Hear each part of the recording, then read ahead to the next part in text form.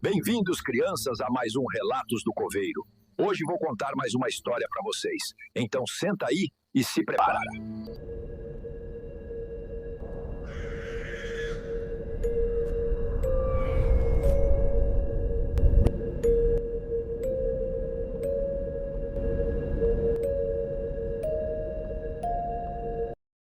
O quarto 6, em 2019, viajei a trabalho para Curitiba e fiquei num hotel antigo no centro. Recepção simpática, mas o prédio tinha aquele cheiro de madeira velha e mofo. Me colocaram no quarto 6, no final de um corredor estreito. A noite caiu e fui dormir. Eram umas 2 da manhã, quando ouvi 3 batidas lentas na porta. Pensei que fosse engano, mas quando fui ver pelo olho mágico, não havia ninguém. Voltei para a cama, mas as batidas recomeçaram, dessa vez mais fortes. Resolvi abrir a porta e no corredor vi uma criança. Tinha uns 7 anos, cabelo preto grudado no rosto, como se estivesse molhado, e vestia um pijama claro, encharcado. Ela olhou para mim e disse: "Posso entrar? Tá frio?" Mas a voz soou como se viesse debaixo d'água. Antes que eu respondesse, ela virou e saiu andando. Fui atrás, mas quando cheguei no final do corredor, ele estava vazio e o chão seco. Na manhã seguinte, comentei na recepção. A funcionária ficou pálida e disse: "O senhor estava no quarto 6?" Eu confirmei. Ela respirou fundo e falou: "Melhor não dormir nele de novo. A última vez que uma criança ficou ali foi há mais de 30 anos e ela se afogou na piscina do hotel." O Homem da Mata. Meu nome é Carlos Menezes. Sou de Anápolis, Goiás, e sempre gostei de fazer trilhas. Não era a primeira vez que me aventurava sozinho. E naquele dia eu estava confiante. O céu estava limpo, a temperatura agradável. E eu levava na mochila apenas alguns mantimentos: água e meu celular para marcar o trajeto. Mas a mata engana. No começo, segui pela trilha aberta, ouvindo o canto das aves e o som dos galhos estalando sob meus pés. Com o passar das horas, a vegetação foi ficando mais densa. O sol sumiu atrás das copas e a claridade começou a falhar. Quando percebi, não sabia mais onde estava.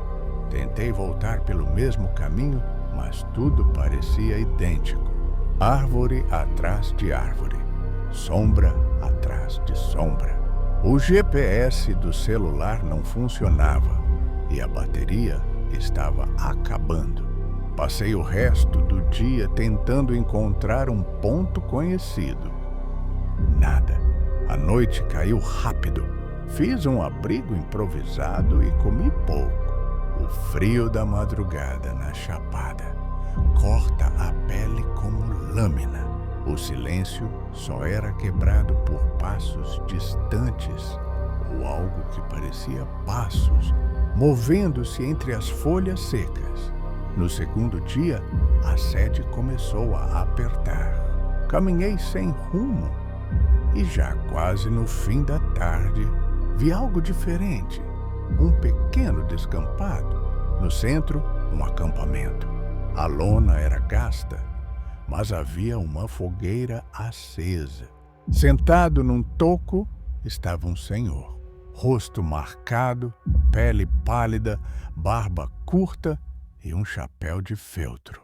Ele me olhou como se já me esperasse. "Tá perdido, rapaz?" perguntou com a voz grave, arrastada. Contei tudo. Ele apenas assentiu. "Vou te tirar daqui, mas não dá para andar à noite. A mata muda e a gente não volta mais. Aceitei passar a noite ali. A fogueira lançava sombras estranhas, dançando no tronco das árvores. Ele começou a contar histórias sobre seu trabalho, sobre uma família que parecia muito distante no tempo. Eu achei que fosse coisa da idade, mas havia algo curioso. A certa altura, percebi que ele não estava deitado nem descansando. Ficava sentado, imóvel, olhando para o breu da mata. Perguntei: "O senhor não vai dormir?" Ele virou lentamente a cabeça e seus olhos refletiram a luz da fogueira de um jeito estranho, quase metálico. "Eu não durmo há muito tempo na mata.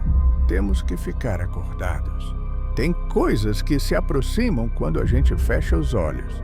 Senti um arrepio subir pela nuca. A pele dele parecia ainda mais pálida sob a luz fraca, mas, de algum modo, eu me sentia seguro com ele ali. No amanhecer, partimos. Caminhamos por horas, subindo e descendo terrenos íngremes. Ele parecia saber exatamente para onde ir. No fim da tarde, a mata clareou. "Tá vendo aquela casa? Vai até lá e pede ajuda." Olhei na direção. Quando voltei o olhar para agradecê-lo, ele não estava mais lá. Nenhum som, nenhuma pegada atrás de mim. Corri até a casa. Uma senhora me atendeu. Contei que um homem mais velho me guiara até ali. O marido dela ouviu e, depois de um longo silêncio, disse: "O único homem que conhecia tão bem essa mata desapareceu há mais de 20 anos. Se perdeu num dia de tempestade. Nunca acharam o corpo. Senti o sangue gelar. Até hoje me pergunto, o que era aquele senhor? Vivo? Ou apenas um espírito, preso para sempre na mata, ajudando os perdidos e vigiando a escuridão para que ela não chegue perto demais?" A mulher, no fim da estrada. Era 2017. Voltando de carro de uma festa no interior, indo de Ribeirão Preto até São Simão. Estrada vazia, madrugada fria, neblina baixa que mal deixava ver a faixa. Eu estava sozinho e só se ouvia o motor e o chiado do rádio desligado. Por volta das 3 da manhã, vi algo na beira da pista. Uma figura feminina, vestido branco longo, cabelo cobrindo o rosto. Primeiro pensei que fosse alguma moça pedindo carona, perdida. Fui diminuindo a velocidade, até perceber que ela não estava parada. Ela estava virada de costas para mim, mas se movia de um jeito estranho. Não era caminhada, era como se flutuasse. A roupa balançava, mas não havia vento. Aproximei o carro, farol alto, e foi aí que vi os pés. Ou melhor, a ausência deles. O vestido terminava alguns centímetros acima do chão e nada o sustentava. Meu corpo gelou, acelerei para passar. Mas quando o carro emparelhou, ela girou o corpo devagar, como se fosse uma boneca sendo virada por fios invisíveis. O rosto, meu Deus, não era humano. Olhos totalmente pretos, pele acinzentada e uma boca larga demais para o rosto, como se rasgasse de orelha a orelha. Passei, olhei pelo retrovisor e ela não estava mais lá. Olhei para frente e vi pelo menos 30 metros à frente a mesma figura, do mesmo jeito, sem som, sem corrida, apenas aparecendo onde eu ia passar. Foram 3 vezes até que eu cheguei à entrada da cidade. Depois disso, nunca mais fiz aquele trajeto sozinho de madrugada.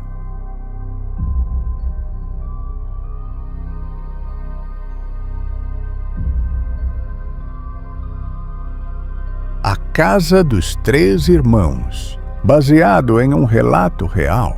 Era o ano de 1997.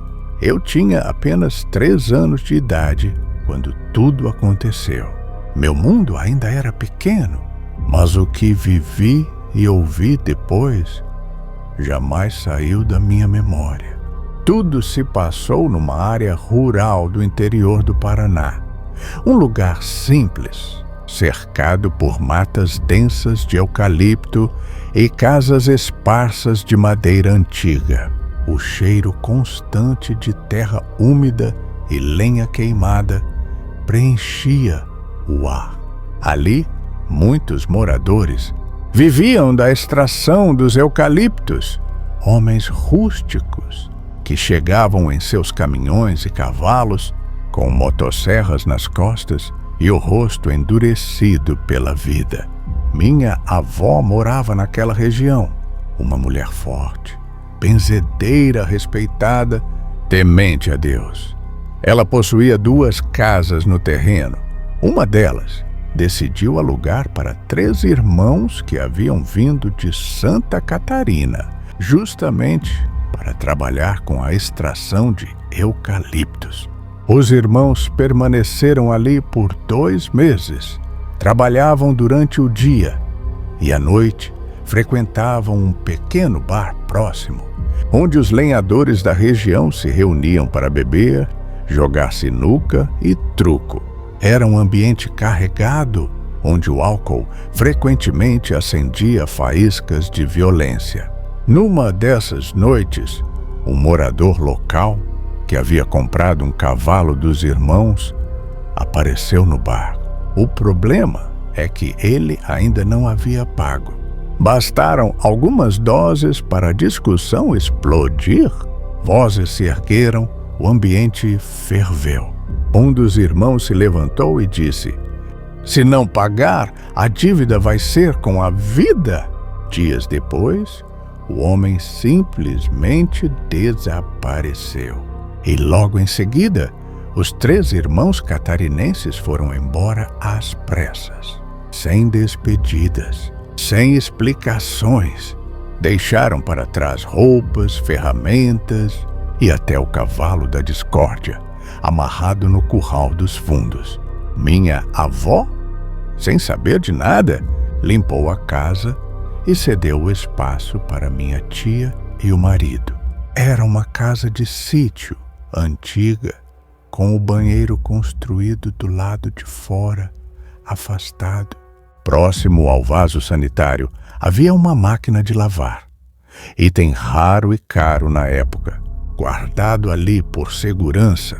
Na primeira noite, minha tia ouviu barulhos estranhos vindos do banheiro. Algo como batidas secas, arranhões, gemidos abafados. Pensando que algum ladrão tentava roubar a máquina, correu até lá, mas não havia ninguém. Na segunda noite, o som voltou. E na terceira também, o marido dela, desconfiado, decidiu se esconder na mata próxima com uma lanterna. Quando os barulhos recomeçaram, ela gritou. Ele iluminou o banheiro e o que viu o deixou paralisado. Uma sombra indistinta, escura, se debatendo violentamente dentro do pequeno cômodo. Não era humano. A forma parecia estar presa entre mundos, como se revivesse a dor de uma morte cruel. Em segundos, a sombra desapareceu. O silêncio voltou. O casal, em pânico, chamou minha avó. Ela, com sua fé firme, levou água benta e rezas. Benzeu o local, mas não acreditava em assombração. Disse que era coisa de animal. Talvez morcego, talvez vento. Mas 2 dias depois, o som cessou. E então veio o boato. Um corpo havia sido encontrado numa valeta da mata, a poucos metros dali. Era o homem que comprou o cavalo, o mesmo da briga. Segundo a polícia, ele havia sido brutalmente espancado várias socadas, e seu corpo estava com os braços rígidos, travado numa posição defensiva, como se tivesse tentado se proteger até o último segundo. A cena era perturbadora, e mais perturbadora ainda foi quando a polícia, investigando a região, descobriu indícios de sangue e arranhões no banheiro externo da casa. Ali, no mesmo local dos barulhos, a suspeita recaiu sobre os 3 irmãos, mas nunca mais foram encontrados. Dias depois, como se a maldição se completasse, o cavalo que havia sido deixado por eles, o mesmo da venda, foi encontrado morto misteriosamente. Não havia sinais de ferimentos ou doenças, mas o animal estava deitado, os olhos arregalados, com o corpo totalmente rígido, como se tivesse visto algo que não deveria. A partir daquele dia, ninguém mais quis morar naquela casa.